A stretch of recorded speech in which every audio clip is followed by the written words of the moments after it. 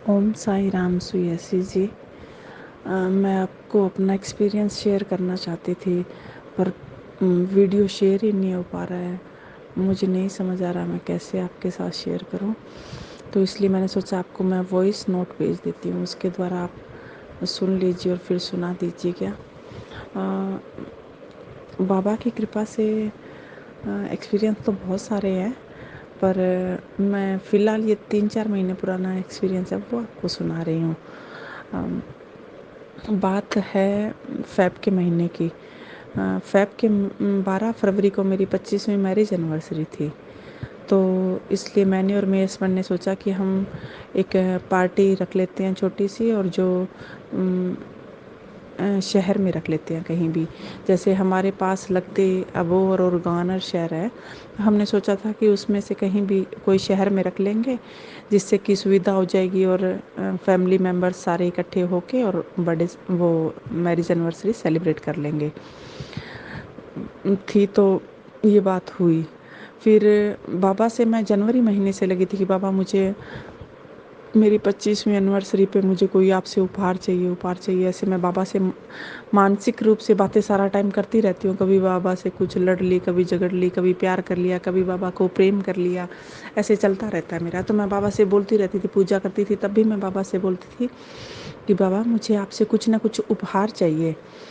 तो 8 फरवरी को अचानक एक पोस्ट आती है, उसमें मेरे हस्बैंड मेरे से बोलते हैं कि देखो तुम्हारा कोई शिरडी से या साईं बाबा से रिलेटेड कोई गिफ्ट आया, देख लो तुम, पोस्ट आई है कोई, देख लो। मैंने उसमें खोल के देखा तो उसमें बाबा का छोटा सा पोस्टर था, और उद्दी के पैकेट थे और प्रसाद के पैकेट थे। मैं हैरान कि ये कहाँ से आ गया। मैं बाबा से बोलती तो रहती थी, पर मुझे नहीं आइडिया था कि ये कहाँ से आया। फिर मैंने उसको अच्छे से पढ़ा तो उसमें देखा कि अ, हेमा माँ हेमा तियोतिया जी हैं, उनको उनके वीडियोस मुझे बहुत अच्छे लगते हैं, मैं उनको देखती हूँ। तो उनको उनको मैंने जून या जुलाई में कोई फॉर्म फिल किया था, उसमें लिखा था कि माँ मुझे आपसे बात करनी है। तो उन्होंने उसी टाइम पे वो मेरे पास उनके उद्दी के और प्रसाद के पैकेट आए। ये बाबा की कृपा से मुझे पहला उपहार मिल गया और मैं बहुत खुश थी कि थैंक यू सो मच बाबा, आपने मुझे उपहार दिया। और मुझे लगता था कि मैं इतनी बड़ी भक्त नहीं हूँ। मैं दूसरों को देखती हूँ, सोचती हूँ वो कितने अच्छे भक्ति करते हैं, वो कितने, मुझे ऐसा प्रेम बाबा से मैं क्यों नहीं करती बाबा की इतनी भक्ति, ऐसा मेरे दिमाग में चलता रहता था। तो बाबा का उपहार पाके मैं बहुत खुश हुई। फिर 10 फरवरी को क्या होता है कि मेरे घर मेरा कुक और उसकी मिसेस दोनों काम करते थे, तो वो बाज़ार गए और वो मेरे लिए बाबा का बहुत बड़ा पोस्टर लेके आए। ऐसे फ़ोटो थी कांच में फ्रेम की हुई बहुत बड़ी सी, तो उन्होंने मुझे गिफ्ट दिया। और दूसरी बार बाबा की फ़ोटो देख के मुझे फिर बहुत खुशी हुई, और मैंने वो उपहार उनसे ले लिया कि चलो बाबा मेरे घर आए हैं तो ये बाबा का आशीर्वाद है, और मैंने वो ले लिया उनसे उपहार। साथ में मैंने उनको शिकायत भी की कि इतना महंगा उपहार लाने की आप लोगों को क्या ज़रूरत थी। पर बाबा से उस टाइम मुझे वो बाबा मिले तो मैं बहुत खुश हो रही थी, और मैंने वो उपहार उनसे ले लिया। मैंने लेके अपने बेटे से कहा कि बाबा की फ़ोटो को कहाँ लगाएं, तो उसने बोला कि फिर मुझे लगा कि मैं मेरी लॉबी में मेरे गेट के ऊपर लगा देती हूँ, ताकि घर में घुसते ही बाबा के दर्शन होंगे। और ऐसा कहकर मैंने मेरे बेटे से कहा कि बाबा की फ़ोटो आप वहाँ लगा दो। बाबा की फ़ोटो उसने लगा दी, और आधा घंटा हो गया।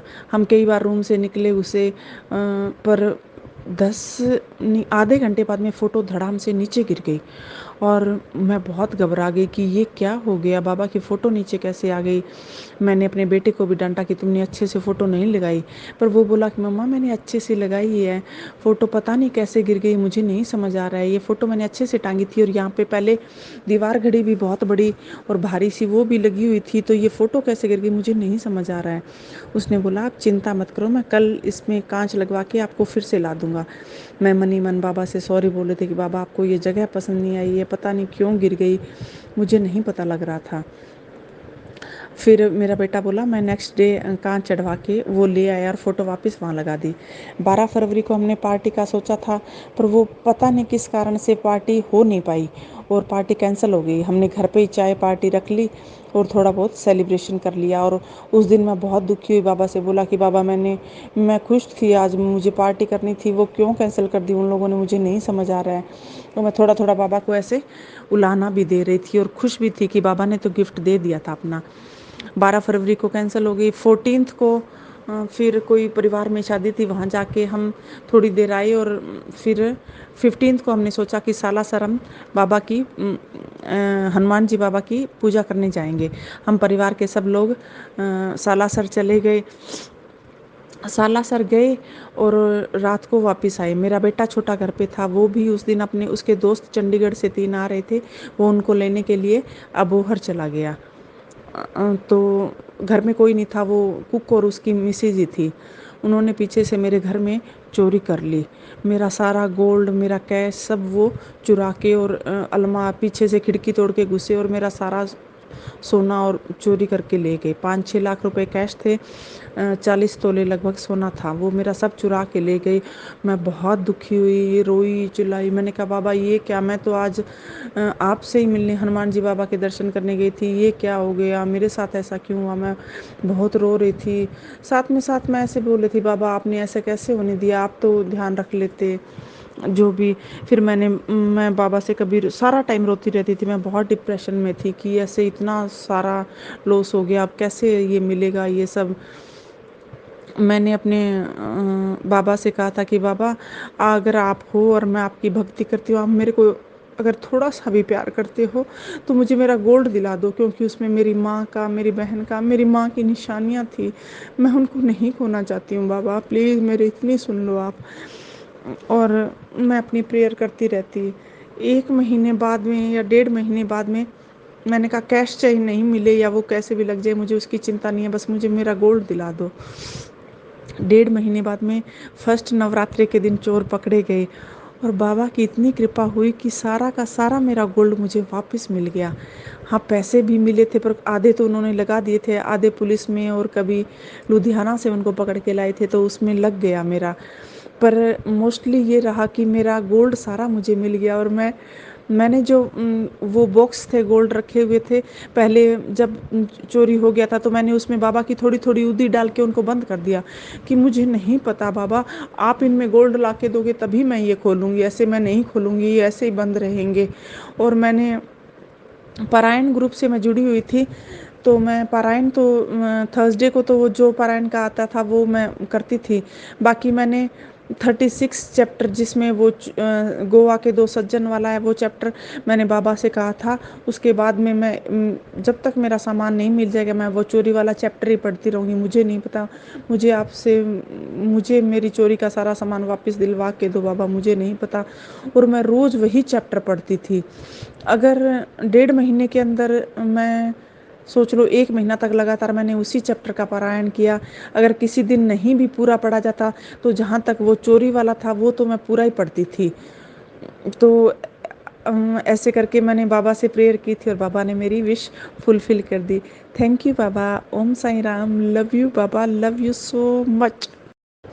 मुझे बाद में समझ आया कि वो पार्टी बाबा ने इसलिए कैंसिल की थी कि वो मेरे 25वीं मैरिज एनिवर्सरी का दिन था। और उस चोर चोरी शायद वो मेरी किस्मत में था कि वो मेरे नुकसान होना था उस टाइम, या मुझे मानसिक परेशानी आनी थी, मेरे कर्मास थे।